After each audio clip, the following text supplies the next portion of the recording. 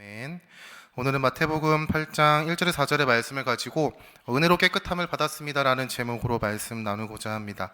여러분 현재 A형 독감이 유행인 거 아시죠? 네, 감기 조심하시기 바랍니다. 현재 학교와 같이 사람들이 많이 모이는 곳, 직장과 같이 사람들이 많이 모이는 곳에는요, A형 독감으로 비상이라고 합니다. A형 독감이 얼마나 고통스러운지 발열과 오한과 두통과 복통과 근육통, 기침이 심하기 때문에 목이 쉬고 편도가 상하고 목소리가 나오지 않는 상황까지도 있다고 합니다. 몸도 너무 아픈데 전염성도 너무 강하고 그 증상이 심하기 때문에 마스크를 쓰지 않고는요 피해를 줄까봐 어디를 돌아다니는 것조차도 사람들의 눈치를 보면서 돌아다니고 또는 사람들이 많은 곳은요 나아가지도 못한다고 합니다. 최근에 함께 공부하고 함께 기숙사에서 생활했던 전도사님이 A형 독감에 걸렸습니다. 그 전도사님이 한 예화를 들어주셨는데요. 자기가 경험한 거래요. 정말 드라마틱한 경험을 했다고 저에게 자랑 아닌 자랑을 하면서 저에게 이야기를 해주시더라고요. 독감에 걸린 상태에서 집에서 너무 목이 말라서 냉장고 앞에서 물을 한 컵을 마시고 벽에 기대고 있었다고 합니다. 자기는 그냥 잠깐 기대서 잔 것 같았는데 눈을 떠보니까 응급실 천장이었다는 거예요. 그러면서 하는 말이 와 정말 드라마처럼 눈을 뜨니까 응급실이 보이고 의사 선생님들이 왔다 갔다 하는 것을 경험했어요 이러면서 정말 심각한 상황을 별거 아닌 것처럼 재미나게 이렇게 이야기를 하더라고요. 여러분 지금은 전염성은 없지만 그 후유증으로 인해서 아직도 전도사님은요 목소리가 잘 나오지 못하고요 누군가에게 그 혹시나 자기로 인해서 옮길까봐 걱정하면서 무기력함 가운데 고생하고 있는 모습들을 보면서 한편으로는 내가 저 전도사님과 함께 생활하고 밥도 같이 먹었지만 옮지 않아서 다행이구나라는 감사한 마음으로 하나님 앞에 고백을 했던 것이 기억납니다. 몸이 아픈 것도 고통스러운데요. 가장 고통스러운 것은요. 자신이 아픈 것 때문에 맡겨진 사역을 감당하지 못하고 어디 마음대로 가지 못하는 자신의 억압된 삶이 너무 힘들었다라고 고백합니다. 그래도 감사한 것은요. 링겔을 3번 맞고 처방된 약을 먹는 것으로 그 병이 나았다라는 것에 감사함을 고백하시더라고요. 지금 유행하는 A형 독감보다 전 세계에 혼란을 줬던 코로나, 여러분 코로나 기억하시죠? 2년 동안 우리를 힘들게 했던 그 코로나보다 더욱 심각하게 받아들였던 병이 있는데 그 병이 오늘 말씀에 나오는 나병입니다. 지금은 나병이라고 불리지 않고 한센병이라고 부르죠. 한센병이라는 병명이 있지만요, 오늘은 성경에 기록된 대로 나병이라는 단어를 사용해서 말씀을 이어나가도록 하겠습니다. 나병에 걸린 사람은 성경에서 부정한 사람이다라고, 부정한 자라고 여겨졌습니다. 성경에서 기록된 나병은요, 나균에 의해 감염되는 만성 전염성 질환이라고 합니다. 나균은 피부와 말초신경계와 상기도의 점막을 침범하여 조직을 변형시킨다고 합니다.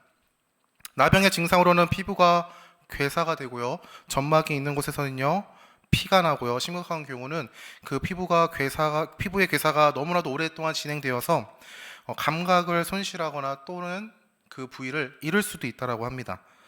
지금은 나병을 치료할 수 있는 방법이 다양하고 그 방법이 있다고 하지만 성경이 기록되어 있던 그 시기에는요. 나병을 치유받기 위해서는 기다리는 것이 정답이었습니다. 하나님께 기도하는 것이 다였다고 합니다. 은혜가 아니면 해결할 수 없는 질병이었던 것이죠. 그래서 나병을 바라보는 관점은 일반 질병보다는 죄로 인한 하나님의 심판, 진노로 이렇게 판단했고요. 나병에 걸린 사람은 은혜를 구해야만 했습니다. 오늘 말씀에는 이런 나병을 가진 사람, 나병 환자가 은혜가 절실히 필요한 사람이라고 말하며 등장하고 있습니다. 오늘의 말씀은요, 예수님께서 산에서 내려오시는 것, 산에서 말씀을 마치시고 내려오셨다라는 것으로 시작합니다. 마태복음 5장에서 예수님께서 무리를 보시고 산에 올라가셔가지고 하나님의 말씀을 선포합니다. 그 말씀을 마치시고 오늘 예수님께서 산에서 내려오셨다라고 8장 1절에서 이야기하고 있어요. 예수님께서 산에서 내려오시니 수많은 무리가 예수님을 따랐습니다라고 얘기합니다. 예수님을 따랐던 이유는요, 마태복음 7장 28절에서 29절의 말씀에 이렇게 고백합니다. 예수께서 이 말씀을 마치심에 산에서 말씀을 하신 것입니다. 이 말씀을 마치심에 무리들이 그의 가르침에 놀라니 이는 그 가르치는 것이 권위 있는 자와 같고 그들의 서기관들과 같지 아니함이로라. 아멘. 예수님을 따랐던 무리들은 예수님의 가르침이 내가 여태까지 들었던 서기관들의 가르침과는 다르며 권위 있는 자와 같았다는 것들을 느꼈습니다. 그렇기 때문에 예수님을 따라다녔던 것이죠. 예수님과 그 무리의 물이 그 가는 길 가운데 한 사람이 등장하는데 그 사람이 오늘 말씀에 나오는 나병 환자입니다. 이름조차 기록되어 있지 않은 그 나병 환자는요, 앞서 말씀드린 바와 같이 성경에서 부정한 사람이다라고 명시되는 사람입니다. 레위기 13장에서 14장 말씀, 두 장의 말씀에 걸쳐서 나병 환자에 대한 규례를 기록하고 있어요. 나병 환자는 어떻게 행동해야 하고 나병 환자의 나음을 받기 위해서는 어떠한 일을 해야 한다. 나병 환자가 나았다면 어떻게 조치해야 한다라고 이렇게 레위기의 13장과 14장의 두 장에 걸쳐서 계속 상세하게 이야기하고 있습니다. 다른 질병과는 다르게 나병 환자를 진찰하는 그리고 회복되었음을 판단하는 사람은요, 의사가 아니라 제사장이었습니다. 나병은 단순한 감염성이 높은 피부병으로만 취급한 것이 아니라 영적인 질병으로서 하나님께로부터 심판을 받았다라고 판단했기 때문에 그 진찰을 받는 대상, 그는 바로 제사장이었던 것이죠.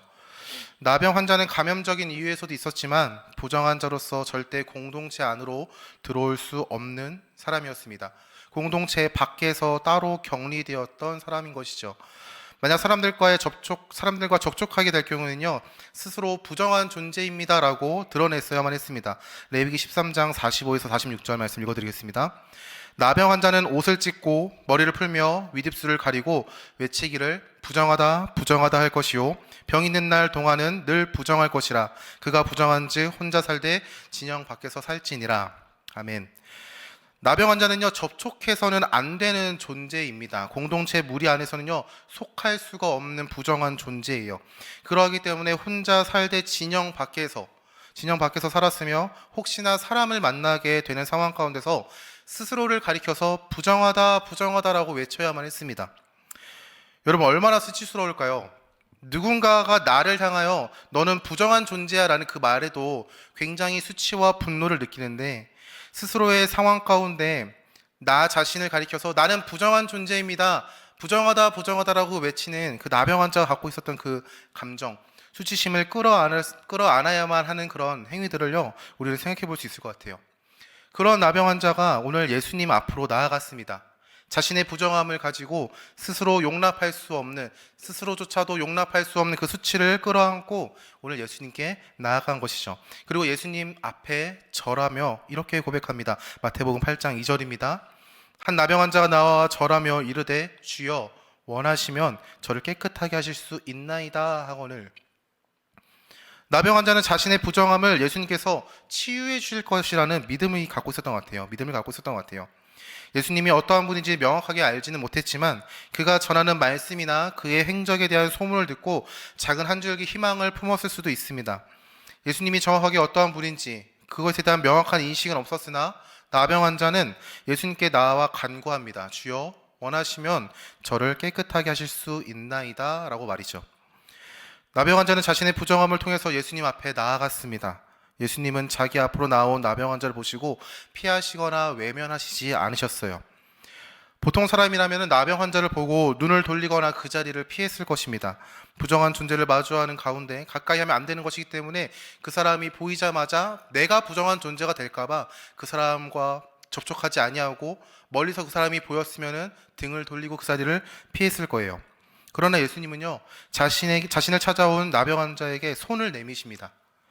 예수님께서 손을 내미셨다는 표현은요, 오늘 말씀 마태복음 8장 3절뿐만 아니라 마가복음 1장 41절과 누가복음 5장 13절에도요 동일하게 고백하고 있어요. 여러분, 나병 환자는요 부정한 자예요. 그러하기 때문에 공동체 안에 머물 수 없었고요, 혼자 따로 진영 밖에서 격리되어 살아가야만 했습니다. 자신의 병이 나음을 받기 전까지, 자신의 병을 나았다라고 제사장이 선포가 있기 전까지는요 공동체 안에 들어갈 수 없는 존재예요. 타인이 다가오는 접촉은 물론이거니와 누군가를 향해 나아가는 그 나병 환자의 걸음은요 많은 제한이 있었을 것입니다. 접촉한 대상도 감염으로 인해 똑같이 부정한 자가 되기 때문에 예수님께서 손을 내미셨다라는 성경의 기록은요 우리의 마음을 울리는 예수님의 사랑을 보게 합니다. 말씀을 초월하신 예수님이 말씀 아래에 연약한 자로 오셔서 우리를 품으신 그 사랑을 보게 되는 것이죠. 예수님께서는 나병 환자의 몸에 손을 대시면서 이렇게 말씀하세요. 내가 원하노니 깨끗함을 받으라 라고 말씀하시는 것이죠. 이 말씀을 하시니 나병 환자의 나병이 즉시 깨끗하여졌다라고 성경은 고백합니다. 예수님께서는 나병 환자가 깨끗하여짐을 보고 이렇게 말씀하십니다. 삼가 아무에게도 이르지 말고 다만 가서 제사장에게 네 몸을 보이고 모세가 명한 예물을 드려 그들에게 입증하라 라고 말합니다. 앞서 말씀드린 것처럼 나병의 나음을 판결하는 사람은요 제사장입니다. 그렇기 때문에 예수님은요 모세의 율법을 따라 너가 제사장에게 나아가 자신이 나았음을 입증하라라고 명령하세요. 여러분, 여기까지가 마태복음에 기록된 나병 환자에 대한 사건을 기록한 짧은 이야기입니다. 4절밖에 되지 않지만요 그 안에서 허락하신 은혜는요 너무나도 크다라는 것을 우리가 알 수 있어요. 그 세 가지의 은혜를 함께 나누길 바랍니다. 첫 번째는요 내가 죄인임을 선명하게 바라볼 때 예수님을 선명하게 바라볼 수 있다라는 은혜가 있습니다. 조금 이해하기 힘든 말일 수도 있어요. 죄인임을 선명하게 바라볼 때 예수님을 선명하게 바라본다는 것은요 말이 조금 맞지 않는 것 같아 보입니다. 한번 생각해 보십시오. 여러분들은 지금 부모님에게 혼나시지는 않죠. 혼나시는군요. 죄송합니다. 네. 여러분, 저는 지금도 부모님에게 혼나요. 어머니에게 혼나는데 부모님에게 죄를 지었을 때 부모님의 얼굴을 똑바로 바라볼 수 있으심인가요? 저는 이제 어릴 때부터 게임을 굉장히 좋아했습니다. 요즘은 뭐 컴퓨터 게임이 있는데 옛날에는 오락실 게임이라고 조이스틱을 해가지고 하는 게임이 있었는데 요즘은 뭐 500원이나 1000원을 넣어야만 이제 게임을 할 수 있지만 제가 초등학생 때까지는요 게임을 한 번 하는데 100원이었어요. 저희 어머니는요 게임을 하는 것을요 매우 굉장히 싫어하신 분이셨습니다. 게임에 관하여서는요 율법주의자라고 해도 될 만큼 게임에 관해서는요 굉장한 분노와 진노와 딱딱한 율법을 가지고 저와 그리고 저와 동생을요 굉장하게 다스리셨어요. 아직도 기억나는데 제가 유치원을 다녔던 때였던 것 같아요. 저희 집 길 건너편에 할머니께서 운영하시는 작은 오락실이 있었습니다. 6살인 저와 2살 아래인 동생이 그 길 건너편, 차가 오면은 아무것도 할 수 없는 그 길 건너편, 때로는 죽음을 불사하고 건너갔던 그 오락실에서요. 돈은 없습니다. 네, 게임을 할 수 있는 돈은 없어요. 그러나 게임을 하고 있는 형이나 삼촌들의 모습을 보면서 와 재밌겠다라고 이렇게 어깨 너머로 그 모습들을 바라보았던 기억이 있습니다. 그저 게임을 할 수 없는데 여러분 오락실 가보셨는지 모르겠어요. 오락실 동전을 안 넣어도요 뭐 화면이 계속 돌아가고 있거든요. 그러면 계속 조이스틱을 막 이렇게 누르는 거예요. 이렇게 화면이 변하진 않아요. 제가 컨트롤을 할 수 없습니다. 그냥 이렇게 하면서 와 게임 재밌다. 아무것도 모르는 6살 정한이와 그 2살 밑에 동생은요 막 이렇게 하는 거예요. 자, 그때 어머니께서 찾아오십니다. 길 건너편에 있었던 저희 2명을 찾으러 오세요. 저희 어머니께서 이불과 커튼을 만드시는 일을 하셨어요. 지금도 그 일을 조금씩 하시는데 여러분 그 재단용 자 아십니까? 90cm에서 1m 정도 되는 90에서 100cm 정도 되는 자가 있는데요. 저는 이게 정확한 이름을 몰라요. 그냥 어머니가 맞자라고 하니까 맞자라고 생각하고 그냥 맞자입니다라고 하는데 그 자를 항상 가지고 오세요. 그러면서 이렇게 들고 오시면서 이렇게 화면이 바뀌지 않는 그 조이스틱을 만지고 있는 저와 동생 뒤에서 그 자를 세우셔가지고 머리를 툭툭 치십니다. 그러면요 이제 올 게 왔구나. 그러고 이제 끌려가는 거예요. 그래서 집 안에서 어머니의 율법의 그 정죄와 함께 진노와 분노를 모두 받으면서 어머니께는 하지 않겠다고 이야기하지만 다음 기회를 또 노리는 그러한 죄된 본성을 드러내면서 살아갔던 모습이 있습니다. 자, 저는요 게임을 굉장히 좋아했는데 초등학교 때 일이었습니다. 초등학교 때 저학년이었던 것 같아요. 학교를 마치고 방과 후 학습, 요즘 친구들은 있는지 모르겠지만 방과 후 학습이라는 게 있었어요. 방과 후 학습을 해야 되는데 방과 후 학습을 하지 않고 어머니께서 주신 그 500원을 가지고 오락실을 향했습니다. 그리고 열심히 게임을 하고 있는데 그게 너무 재밌는 거예요. 1시간 동안 열심히 게임했습니다. 그리고 집에 딱 도착하니까 분위기가 너무 좋지 않은 거예요. 너무 분위기가 좋지 않아서 그 어머니의 눈치를 보게 되었습니다.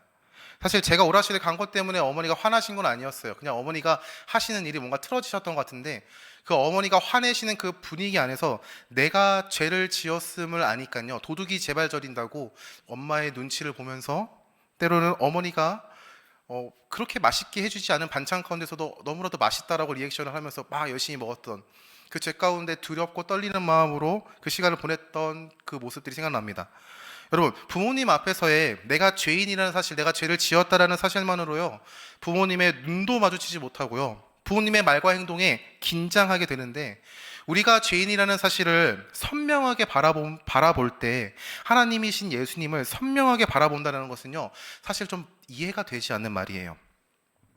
그러나 우리가 죄인이라는 사실을 선명하게 바라볼 때 우리에게 예수님이 절실하게 필요하다는 사실을요, 마주하게 됨을요, 여러분 기억할 수 있길 바랍니다. 우리가 죄인이라는 사실을요, 분명하고 명확하고 선명하게 마주 볼 때 예수님께서 왜 우리에게 다가오셨는지, 왜 예수님께서 십자가를 지셨는지, 왜 예수님께서 우리를 사랑한다라고 말씀하시면서 그 십자가의 고통 가운데 죽음을 이기시고 부활하셨는지에 대해서 우리가 그 예수님을 선명하게 바라볼 수 있다는 거예요. 물론 나병 환자는 예수님이 하나님이라는 사실을 명확하게 알지 못했습니다. 스스로 부정한 자로서 사람에게 나아가는 것 자체가 조심해야 하는 상황 가운데 나병 환자는요, 예수님께로 나아갔어요. 나병 환자에게 예수님은요, 나병이라는 자신이 어떻게 할 수 없는 그 질병, 영적인 질병을 통해서 예수님께로 나아갈 수 있게 되었다는 것이죠. 나병 환자는요, 자신의 부정함을 스스로 해결할 수 없는 가운데 예수님이라는 그분이면은 이 병을 낫게 해줄 수 있을 거야 라는 믿음을 가지고 예수님께로 나아갔습니다. 그리고 그 말씀에 권위 있는 그 모습을 따라서 자신을 괴롭히는 그 질병을 치유하실 것을 그에게 고백을 합니다. 이처럼 우리가 스스로 해결할 수 없는 죄를 가진 죄인이라는 사실을 선명하게 바라볼 때면요, 우리를 이 죄에서 구원하실 수 있는 분은 오직 예수 그리스도라는 사실을 선명하게 바라보는 거예요. 전도사님들과 이런 이야기를 했어요. 왜 세상 사람들은 예수님, 우리가 전하는 복음을 듣지 않을까? 다양한 고민들, 이야기들을 나눴죠. 근데 복음이라는 그 개념을 바라보고 보니까 우리가 스스로가 죄인이라는 사실을 인지하지 못하니까 그게 기쁜 소식이 아니다라는 결론을 냈어요. 복음이 복음되는 것은요, 우리가 죄인이라는 사실을요, 너무나도 처절하게 바라볼 때 그 복음이 기쁜 소식이 됩니다. 예수님께서 행하신 그 일이 너무나도 우리에게 기쁜 소식이 되는 거예요. 그분이 우리를 위해서 무언가를 하셨고, 그것이 단순하게 우리가 어떠한 공로를 취해서 그것을 취득하는 것이 아니라 우리에게 그것을 은혜로 허락하셨다는 사실이 너무나도 기쁜 소식이 되는 것이죠. 내가 어떻게 할 수 없는 죄 가운데서 나는 허우적거리며 살아갈 수밖에 없는 존재인데 예수님이 그것을 모든 것들을 이루셨고 나에게 선물로 주셨다는 그 사실, 그때 그 예수님의 놀라운 역사하심이 나에게 기쁜 소식이 되고 그 기쁜 소식이 나의 삶을 또 이끌어 나가는 능력이 된다는 것이죠. 사랑하는 성도 여러분, 우리가 죄인이라는 사실을요, 잊지 말아야 합니다. 내가 죄인이라는 사실을요, 잊는 순간, 어느 순간 예수님께서 허락하신 그 은혜가요, 너무나도 뿌옇게 보여요. 예수님이라는 그 존재가요, 너무나도 뿌옇게 보입니다. 그리고 우리는 이렇게 얘기하죠. 감사하지 못하는 불평과 불만을 드러놓으면서 왜 하나님은 이것도 안 해주셔?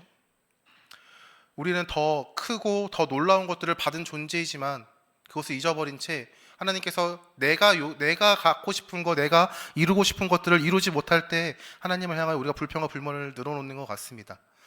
사랑하는 성도 여러분, 우리가 죄인임을 선명하게 인지할 때 우리는 예수님을 선명하게 바라볼 수 있어요. 그 선명하게 바라보는 시선 가운데 우리는요, 좌절하는 것이 아니라 더욱 크신 예수 그리스도를 더욱 선명하게 바라볼 수 있는 줄 믿습니다. 이러한 은혜가 여러분의 삶 가운데 있기를 소망합니다. 두 번째는요, 예수님은 죄 가운데 허우적거리는 우리를요, 외면하시지 않는다는 사실이에요. 나병 환자가 자신의 부정함을 안고 예수님께로 나아갔습니다. 앞서 말씀드린 것처럼요, 나병은요, 부정한 것이기 때문에 혼자 격리되었어야만 마땅한 거예요. 그리고 공동체 안에 절대 들어올 수 없는 그러한 병이었습니다. 나병 환자는요, 완전히 홀로 고립된 존재입니다. 그리고 누군가와의 마주하는 것조차도 조심해야 했고요, 마주치는 그 일이 생겼을 때 자신이 어떠한 존재인지를 선포해야 됐습니다. 나는 부정하다 라고 이야기하면서 그 사람들이 자신에게 다가오는 것을요, 멀리해야만 했고요, 그리고 그 사람들이 만약에 자신들이 다가왔을 때 나는 부정한 존재라는 것도 이야기함으로써 그 두와의 거리가 점점 더 멀어졌어야만 했어요. 예수님은요, 죄 가운데 수치스러움을 안고 나아가는 그 고통 가운데 있는 나병 환자를요, 절대 외면하시지 않으셨습니다. 오히려 그에게 다가가셨어요. 예수 앞에 절하여 간절히 자신의 나병이 낫기만을 구하는 나병 환자의 간절한 간구를요, 들으시고요, 몸을 낮추시어 그에게 다가가셨습니다. 그리고 예수님은요, 그의 몸에 손을 대시고 이렇게 말씀하세요. 내가 낫기를 원하노니 깨끗함을 받으라. 부정한 가운데서도 아무것도 할 수 없는 삶 가운데 예수님의 그 음성은요, 어떠한 사람들의 말보다, 시선보다, 손길보다 따뜻함으로 다가왔을 것입니다. 사람들은요, 범죄자를 향하여 손가락질을 합니다. 범죄자들을 향하여 자신의 도덕적인 잣대를 가지고요, 판단하고 정죄합니다. 그리고 지금 당장 보이지 않는다는 이유로 그 사람을요, 욕하고요, 비난해요. 이러한 모습은요, 예수 그리스도의 은혜로 구원받았다라고 고백하는 성도조차도요, 고백하는 모습이에요. 성도인 우리도 범죄자를 보면요, 그들이 세상에서 격리될 것을 원합니다. 그리고 그들이 감옥에서 출소하게 되면요, 우리는 걱정하고 근심하면서 자신이 살고 있는 동네에는 혹시 오지 않을까, 거주하지 않을까라는 것들을 생각하면서 걱정합니다. 만약 자신이 살고 있는 지역에, 동네에 거주하면요, 누구보다도 정의로운 사람이 되어가지고 그 사람을 몰아내기에 힘씁니다. 이러한 모습은요, 남의 환자만을 죄인으로 취급하며 그의 바라보는 시선을 외면하고 다가온다면 자리를 피했던 사람들과 하나 다를 바 없는 모습인 것 같아요.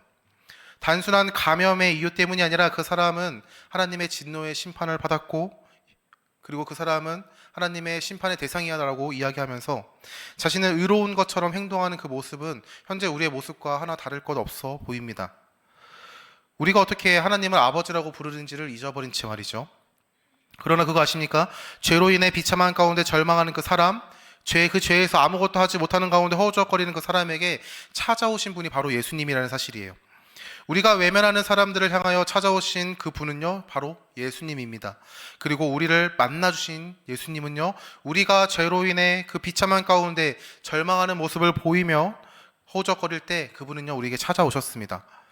아무것도 할 수 없는 죄의 문제 앞에서 무능력함 가운데 그저 엎드려서 하나님 앞에 간절히 눈물을 흘리며 기도할 수밖에 없는 우리 가운데 예수님은요, 자신의 모습을 낮추시고 우리에게 찾아오셨으며 그 모습을요, 외면하지 않으시고 피하지 않으셨어요. 그리고 우리에게 손을 내미시고 우리의 죄를 깨끗하게 하셨습니다. 사랑하는 성도 여러분, 죄사함을 받기 위해 우리가 행해야 할 행함은요, 아무것도 없어요. 지금 우리 청소년부 아이들 입교와 학습을 지금 진행하고 있는데, 어제 있었던 에피소드입니다. 청소년부 아이에게 제가 이런 질문을 했어요. 얘들아, 우리가 구원받기 위해서 무엇을 해야 할까? 그런 질문 가운데 한 친구가 곰곰이 고민을 하더니 이렇게 답변을 하더라고요. 노력해야죠. 노력해야죠. 제 표정이, 그 말을 듣고 저는 좀 벙쪘거든요. 그 표정에 이런 말을 하더라고요. 하늘만큼 땅만큼?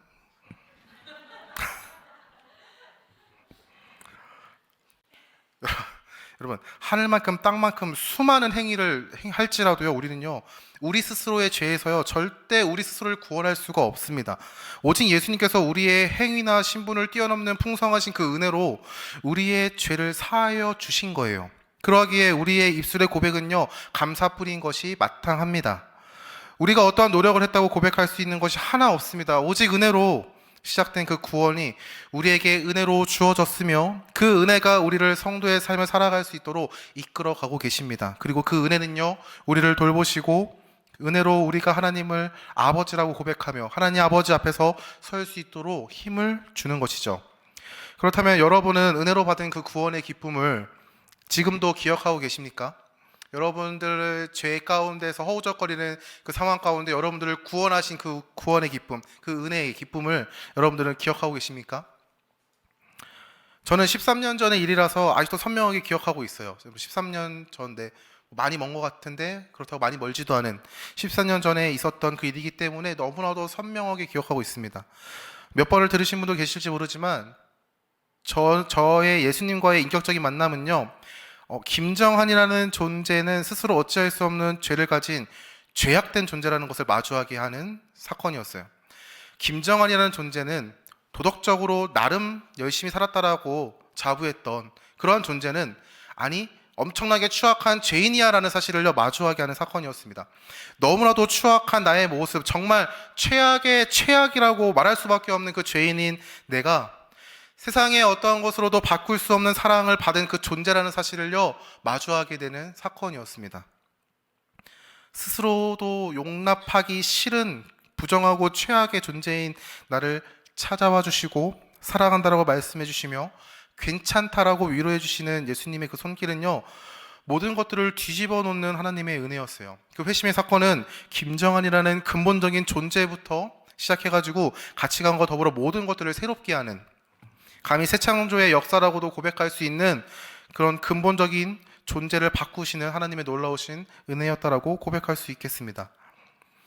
여러분, 나조차도 사랑할 수 없고 용납할 수 없는 그 추악한 나를 사랑한다는 예수님의 은혜, 그 구원의 은혜, 여러분 기억하고 계십니까? 여러분은 그 구원의 은혜, 이 구원의 기쁨을요, 기억하고 계시고 간직하고 계십니까? 그 기쁨을 매 순간 누리는 우리가 될 수 있길 바랍니다. 매 순간 그 구원의 기쁨이 내 삶을요, 더욱 풍성하게 기쁘게 하는 거예요. 복음이 내 삶을 계속해서 이끌어 나가고, 그 은혜가 내 삶을 계속해서 채워나가고, 그 은혜 가운데 거하는 그 삶의 모습이 누군가에게 예수 그리스도를 비출 수 있는 모습이 되기를 간절히 축원합니다. 마지막으로 세 번째는요, 스스로 낮아지심을 선택하신 예수님이 우리를 높여주셨다는 사실을 바라보게 돼요. 예수님께서는요, 말씀을 초월하시는 그 모습과 더불어 말씀에 순종하시는 모습을요, 우리가 오늘 말씀 가운데 확인할 수가 있습니다.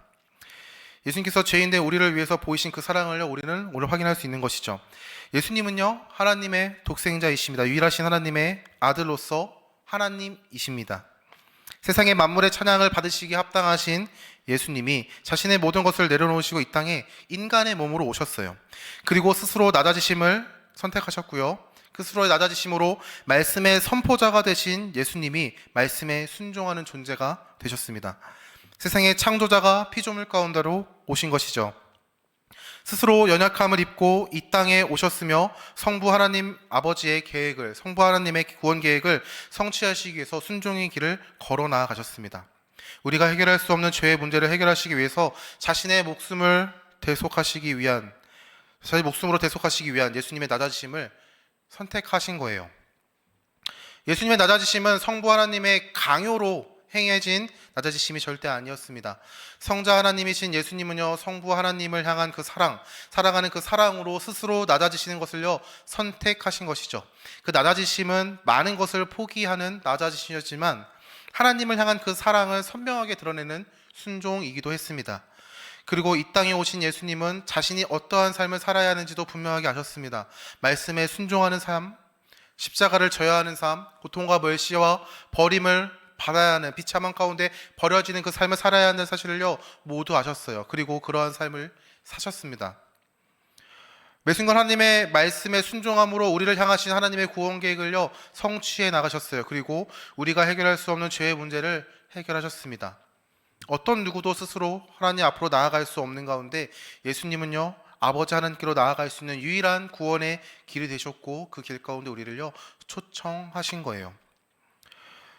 우리는 유일한 구원의 길이 되시는 예수님의 부르심에 새로운 새 신분으로 살아가게 되었습니다. 어둠 가운데 있는 자였지만 빛의 자녀로 부름을 받았고요, 죄인에서 성도로, 진노의 자녀에서 하나님의 자녀로, 우상을 따라 살아가는 가늠한 자였지만 예수 그리스도의 거룩한 신부로 우리는 새 신분으로 부르심을 받아 살아가는 존재가 된 것이죠.